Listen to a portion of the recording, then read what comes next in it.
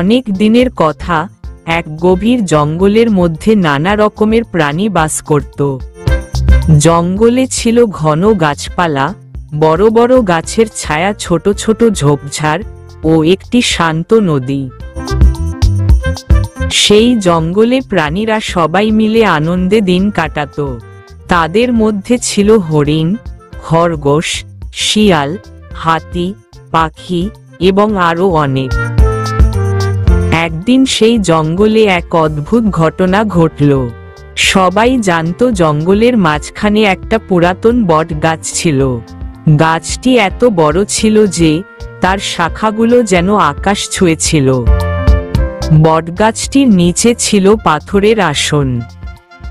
প্রাণীরা বলতো এই বটগাছের আসনটিতে বসলে যে কোনো ইচ্ছে পূরণ হয়, কিন্তু কেউ কখনো সাহস করে সেই আসনে বসেনি, কারণ সবাই জানত যে বটগাছের রক্ষক এক প্রাচীন বনের দেবতা সেই আসনটিকে পাহারা দেয়। একদিন এক কৌতূহলী শিয়াল জঙ্গলে ঘুরে বেড়াচ্ছিল। হঠাৎ শিয়ালটির মনে হলো, আচ্ছা, যদি আমি সেই পাথরের আসনে গিয়ে বসি তাহলে কি আমার ইচ্ছা পূরণ হবে? শিয়ালটি ছিল বেশ বুদ্ধিমান ও সাহসী। শিয়ালটি ভাবল যে যাই দেখি তো, যদি কিছু না হয় তাহলে তো তেমন ক্ষতি নেই। শিয়ালটি ধীরে ধীরে বট গাছের কাছে গেল। চারপাশে তাকিয়ে দেখে নিল কেউ তাকে দেখছে নাকি। তারপর শিয়াল পাথরের আসনের দিকে এগিয়ে গেল। শিয়ালটির হৃদয় তখন একটু একটু কাঁপতে লাগলো।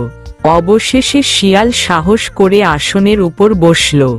বসতেই শিয়ালটি দেখতে পেল এক আলো চারপাশে ছড়িয়ে পড়ল। বট গাছ থেকে এক সুন্দর আলো এসে শিয়ালের সামনে এসে দাঁড়ালো। আলো থেকে একটি কোমল কণ্ঠ শোনা গেল, তুমি কেন এই আসনে বসলে শিয়াল? তোমার ইচ্ছা কি?